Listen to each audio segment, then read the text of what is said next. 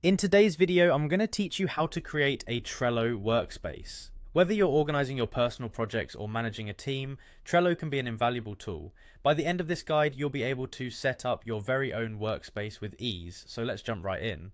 First things first, head over to Trello's official website at trello.com and log into your account. If you don't have an account yet, you'll need to create one, but for today's tutorial, we'll assume you're already a registered user. Once you're logged in, you'll find yourself on Trello's main dashboard. From here, look to the top right corner of the screen and you'll notice your profile icon. This icon is your gateway to various settings and options within Trello. Click on it.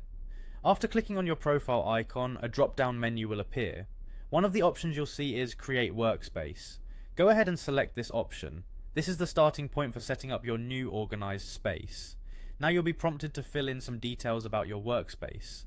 The first entry is the workspace name. Think about what this workspace will encompass. Are you creating it for a specific team, a department, or for your personal projects? For instance, you might name it Marketing Team if it's for your marketing staff, or Personal Projects if it's just for you. Next, there's an optional field for workspace type.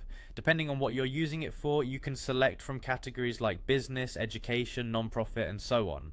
While it's not mandatory to fill this in, it might help in organizing and categorizing your workspaces if you're managing multiple teams or projects.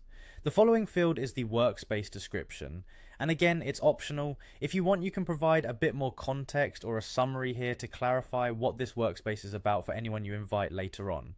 Once you've filled in the necessary information, it's time to click the Continue button. This will create your workspace with the details you've provided.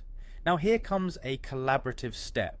Trello allows you to invite team members to your workspace, ensuring everyone involved is on the same page and can access the boards they need.